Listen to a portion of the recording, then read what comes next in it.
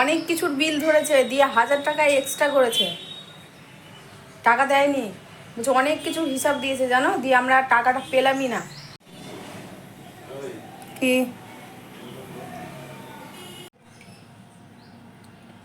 রান্নাটা সম্পূর্ণ টক দইয়ের উপরে বেশ করে হবে। টক দই থাকবে, কাঁচা লঙ্কা, পেঁয়াজ বাটা, আর থাকবে এই গরম গরম এখন চলতে থাকলো। আজকে মেঘলা ওয়েদার রয়েছে কিন্তু গরম বিভৎস মাত্রায় রয়েছে। এইমাত্র বাজার থেকে আসলাম, মাছ নিয়ে আসলাম।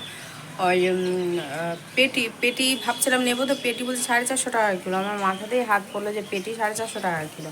নিলাম না, দিয়ে পিঠের দিকে মাছ ছিল, তো ওই পিঠের মাছ নিয়ে আসলাম। 160 টাকা পড়লো। হ্যাঁ, হাফ কিলো না 600 ছিল সম্ভবত, মনে হয়। পর্যন্ত অতটা লক্ষ্য করলাম না, মানে একজন ছিল তো তার সাথে গল্প করছিলাম, তো যাই হোক নিয়ে আসলাম ওটা। এখন দেখা যাক, ভাবছি সর্ষে বাটা করবো, অনেকদিন সর্ষে বাটা খাওয়া হয়নি। আর তরকারি গরম হয়েছি, কালকে রাতে ফ্রিজে তরকারিটা রাখতেই ভুলে গেছিলাম, একদম খেয়াল ছিল না। তো আমি কেমন হবে, তো দেখছি না ভালো আছে, তাহলে ফটাফট একটু গরম করে নিই, তাহলে খাওয়া যাবে। দুপুরবেলা ভাত দিয়ে খাবো, অল্পই আছে, এই এতটুকুর মতো আছে, ওটা কম করে দিয়ে এখন কাজ শুরু করব সকালবেলা। এই তো আর কি, সারাদিনের সমস্ত ভাড়ার জায়গাতেই এরকম প্রবলেম। এই ভাড়া বাড়ি থেকে যেদিন মুক্তি পাবো সেদিন বাঁচবো আর কি। 12 টাকার জন্য কালকে যা ইচ্ছে তাই কথা বলেছেন, আবার তা আমিও কালকে শোনাতে বাধ্য হয়েছি। 12 টাকার জন্য কে এমন করে ভাই? আমাদের তো ওই সেন্স নেই যে 12 টাকা দেবো, খুচরো 12 টাকাই রয়েছে, তো সামনের মাসে দেবো, তো কী হয়েছে? ওরে সর্বনাশ, কেন ওই 12 টাকাটা দিইনি?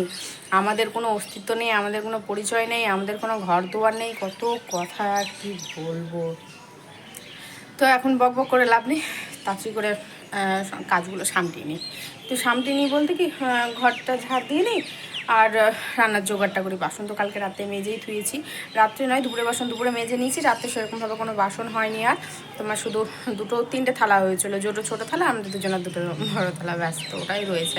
তো ওটাকে এক সাইডে করে মাছটা ধুয়ে নেবো, না একদম টো মাছের গন্ধ হয়ে যাবে থালা। ও যে তোমার আজকে কি হয়েছে? তোমার ঘুমো হবে না আজকে? ঘুমো বলছি, তুমি উঠবা না? তুমি উঠবা না? উঠো, উঠো, উঠো, উঠো। দেখ এতক্ষণে মাছওয়ালা এসছে, আমি বাজার গেলাম, বুঝলি? দেখ আগে আয় তা না। রাত্রি বাজে 11:15, তখন দুয়ারে খটখট করেছি, কেননা কোনো দিন কোনো আওয়াজ দিতে দেখিনি, শুধু একটা ছোট্ট করে খটখট দেয়। আওয়াজ করি যে কে আছে, তাও কোনো আওয়াজ দেয় না। 3-4 বার বলার পর তারপর বলে যে আমি আছি, সে ভালো কথা। তো লেবুটা আমি খোসাটা ছাড়িয়ে নিচ্ছি, সাদা অংশটা কোনোভাবে যাতে না যায়, নাহলে তেতো হয়ে যাবে। তো এখন ম্যারিনেট একটু বসিয়ে দেবো, দেখতেই পাবে সব কিছু। এখানে আদা আর কাঁচা লঙ্কা দিয়ে ম্যারিনেট হবে। তো আমি বললাম যে না নেই, বলছে হ্যাঁ কথাবার্তা ঠিক করে বলতে বলবে। এই বললো আসছি, এখন পর্যন্ত নাম নেই। তো আমাদের কি খেয়ে দিয়ে কাজ নেই না, আমাদের কাজকর্ম নেই? তোমাদের জন্য আমি জেগে বসে থাকতে হবে? কখন আসবে, কখন কথা বলবে? বলছে হ্যাঁ আমাকে টাকাটা কখন দেবে? তো আমার না মাথাটা ঘুরে গেছে, কী ব্যাপার, আমার সামনেই টাকা পেমেন্ট করলো, আবার কিসের টাকা পাবে? তো যাই হোক, দীপ্তর সামনে তাতে করে ফোন করি যে হ্যাঁ কী হয়েছে, কী বলেছে। তো বলে যে আমাকে ফোন করে, আমি বলে যে আমি আসছি।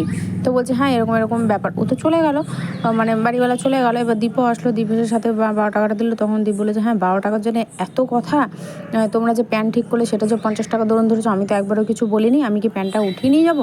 তখন বলছে হ্যাঁ কই, তোমাদের জন্য যে পাইপ পরিষ্কার করলাম, পাইপে তোমাদের কুকুর তো বললো না, কুত্তার লোম আছে, তো সেটা তো আমি টাকা দিয়েছি, তো সেখানে তো টাকা নিতেই হবে না? আমি তো পুরো টাকা ধরিনি, আমি তো তাও 100 টাকা ধরলাম, আর ওটা 150 টাকা ধরলাম।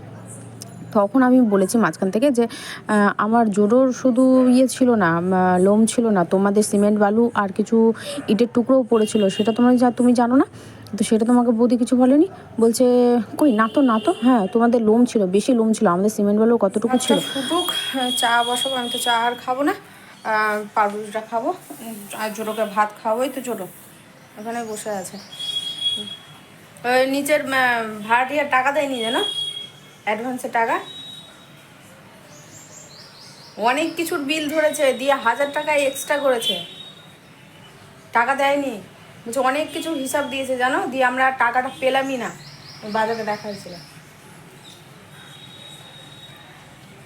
বলছে যে মিস্ত্রি তো তোমার সামনে বললো, এই তো কিছুদিন আগে কাজ করে গেলাম। আমি বলি, আমাদের আশায় তো হয়ে গেল 2 মাস, 2.5 মাসের মাথাতে পাইপটা পরিষ্কার করা হলো, তো এই তো মিস্ত্রি কবে পরিষ্কার? তোমাদের যে ছাদের কাজ হলো সেই বালি সিমেন্টটা কোথায় করলাম? মিস্ত্রি ডাকো। তখন বলছে অত কথা বলে লাভ নেই, তোমাদের প্যানই হয়েছে, তোমার বর আগে এসছে, তোমার বর কেন বলেনি যে হ্যাঁ প্যান দিয়ে জল বেরোচ্ছে, হ্যাঁ তোমরা ভেঙে দিলাম? হ্যাঁ আমরা তো ভাঙি না, আমরা তো খেতে পাই না, লোকের কাছে হাত পেতে বেরোই, তো আমাদের খিদে লেগেছিলো তাই ওই প্যানের পাইপটা কামড়ে কামড়ে আমরা খেয়েছি, দিয়ে পেটটা ভরিয়েছি। চালের গুঁড়ো দিব না, এই মুড়ির গুঁড়ো দেবো, তাহলে খুব সুন্দর হয় বড়াটা। তার নোড়া, শিল নোড়া আর কি নামও, তাহলে যে এখানে তাহলে পরিষ্কার করে গুঁড়ো করে নিই, তো এখানে গুঁড়ো করে নিচ্ছি। আর শাক আমার হয়ে গেছে কমপ্লিট, এই যে। আর আমার খাওয়া হয়ে গেছে, ওরা রাখা আছে, ও খেয়ে নেবে। ভাতও এখানে হয়ে গেছে, ভাতটা আজকে আবার নরম হয়ে গেছে, আজকে একটু ভাতটা সুন্দর হয় না, তা আজকে ভাত নরম হয়ে গেছে। জোডোকেও খাওয়ানো কমপ্লিট হয়ে গেছে, জোডো এখানে বসে হয়ে গেছে। আর ফোনটা আমার চার্জে বসানো রয়েছে। আপনি কিছু বলবেন? আপনার বক্তব্য কিছু রয়েছে, কিছু জানাবেন দর্শককে? কিছু বলবেন না? ঠিক আছে। সব ভালো লাগে, ফোটে কিনা তখনই ভালো লাগে না। ইস, এমনিতে হাতে দেখো এই জায়গাটা ফোসা নিয়েছে, এই যে এই শাক লঙ্কা দিয়েছিলাম ফোড়নে, ওই লঙ্কার তেল ছিটাটা এর ব্যাস। আর এটাও যেদিন হাতে তেল পড়বে সেদিন পড়তেই থাকবে। এর আগেও একবার হলো, আজও তাই হলো। ওই ওই ওই একবারে লাল করবো না, লাল করলে না চিমড়া হয়ে যায়, ভালো লাগে না। আর হালকা করে ভাজলে মাছের ডিমের বড়া খেতে ভালো লাগে। আর এটা তো ম্যারিনেট করে বসানো হয়ে আছে। দই নিয়ে আসলাম, গোলমরিচ নিয়ে আসলাম, আজকে দই দিয়ে পুরো এই মাছটা রান্না করা হবে। এটা কাতল মাছের পিস আছে। অনেকে মনে হয় এটাকে গাদা পেটিও বলে, আমার ঠিক জানা নেই সঠিক, মনে হয় গাদা পেটিও বলে অনেকে। রান্নাটা সম্পূর্ণ টক দইয়ের উপরে বেশ করে হবে। টক দই থাকবে, কাঁচা লঙ্কা, পেঁয়াজ বাটা, আর থাকবে লেবু পাতা, ব্যাস। আর কোনো কিছু থাকবে না এর মধ্যে। আর আলাদাভাবে আদা রসুন কোনো কিছুই পড়বে না, যেহেতু এতে আমি আদা দিয়ে দিয়েছি। আদা আর কাঁচা লঙ্কা আর লবণ দিয়ে ভালো করে, এতে আমি লবণের পরিমাণ খুবই সামান্য দিলাম। আর পেঁয়াজ বাটা আর কাঁচা লঙ্কা বাটা দিয়ে রান্নাটা হবে। আর এটা জাস্ট উপরে দিয়ে আমি থালাটা দিয়ে ঢেকে দেবো। তো এটা এখন ভালো করে আমি মাছটা দিয়ে আমি ম্যারিনেট করে নিই। আর ম্যারিনেট করবো না, মাখিয়ে একবারে জল দিয়ে বসিয়ে দেবো আর কি। টক দই, গোলমরিচ সব কিছু দেওয়া হয়ে গেছে। যখন ওই কথাটা বলেছি তখন আমাকে বলছে, হ্যাঁ এমন মেয়ে ছেলের সাথে সংসার করছো, তুমি চেনো তোমার বউ কেমন, তুমি এরকম মেয়ের সাথে কিভাবে সংসার করছো কে জানে। তখন দীপ বললো, এটা একটু বেশি বাড়াবাড়ি হয়ে যাচ্ছে। তারপরে বলছে কি, আমাদের নাকি কোনো অস্তিত্ব নেই, আমাদের ফ্যামিলি নেই, আমাদের বাড়িঘর নেই, আমরা নাকি এর বাড়ি ওর বাড়িতে নাকি বলে ঠোক্কর খেয়ে বেড়াই। কেমন তাহলে কথাবার্তা শুনতে পাচ্ছ তোমরা, বুঝতে পারছো? তখন আমি বলেছি, আমাদের নেই কি করবো বলো, তোমরা আস্তানা দিয়েছো বলে, তাই আমি তোমাদের এত কথা শুনবো না, যেহেতু টাকা দিয়ে থাকছি। আর 12 টাকার জন্য কেউ এতগুলো কথা শুনে না। বলছে আমাদের বাড়িতে 12 বছর ধরে মানুষ থেকেছে, কিন্তু কেউ এরকম করেনি। আমরাও এত বছর ধরে ভাড়া থেকেছি, কেউ 12 টাকার জন্য কেউ ছোটো লোকপনা কেউ করেনি, যে 12 টাকার জন্য দুয়ার রাতে 12 সময় এসে তুমি দরজা খটখট করছো। তো বলছেন দিয়ে আমি তারপরে বললাম, হ্যাঁ তোমাদের বাড়িতে 12 বছর টিকে থাকলে তাহলে নিচের ভাড়াটিয়াটা কী করে গেল শুনি একটু। ও তো নাই, 3 মাস থেকে তো বেরিয়ে গেল। ও কেন গেছে, কিসের জন্য গেছে? তাহলে ও 12 বছর কেন থাকলো না? ও তাহলে নিজের জায়গাতে ঘর করে কেন তোমার এখান থেকে উঠলো না?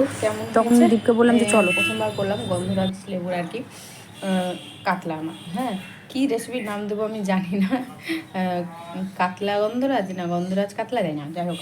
তো হচ্ছে ফাইনাল লুক আমার হয়ে গেছে রান্না। শাক, মাছের ডিমের বড়া, ভাত, আজকের হলো এটাই রান্না।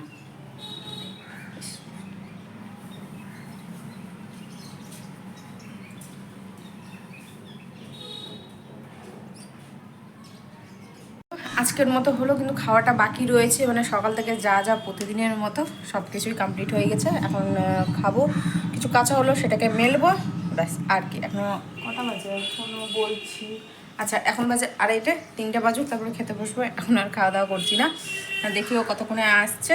আর জোটো কাজ স্নান করাবো না, ভালো মাঝে স্নান করাবো, তো থাক। ভাবছি যে কালকে রান্নার ঝামেলা থাকবে না, তো কালকে এই জায়গাটাও ধরবো, পরিষ্কার করবো, আর ওকে স্নানটাও করে দেবো, ব্যাস। তাহলে একদিনেই হয়ে যাবে, ঠিক আছে।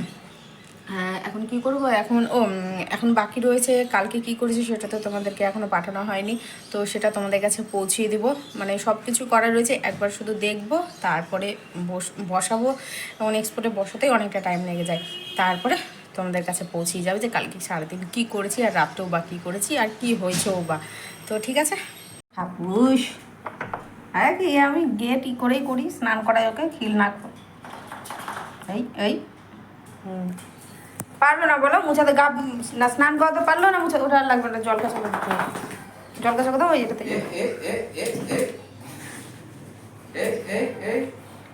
পারেই না, পারেই না আমার মতো, মার মতো পারেই না কিছু করতে, না স্নান করাতে পারলো ভালো করে না। ঘরে যাবে এখনো, এসে খুশি হলো না, স্নান করলে ঠিক আছে। কালকে শ্যাম্পু দিয়ে স্নান করাবো, তাহলে গায়ের যে আঠা নোংরাটা ওটা কেটে যাবে। গা ভিজে নি তোর গা দিছি না। নতুন নতুন কাটিং শিখে, নতুন নতুন কাটিং। ঘরে যাবে এখন, গেট খুলে সোজা বিছানা করে যাবে, সম্পূর্ণ ভিজে যাবে।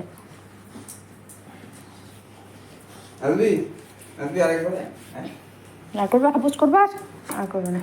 আসো এখানে, আসো গা মুছে দিই ভালো করে, এখানে আসো, এখানে আসো, এখানে আসো, গা মুছে দিই, আসো আসো আসো। পরে পরে একটু পরে, একটু পরে, একটু পরে মুছে দিই, মুছে দিই। ফোনটা রাখো, ফোনটা রাখো।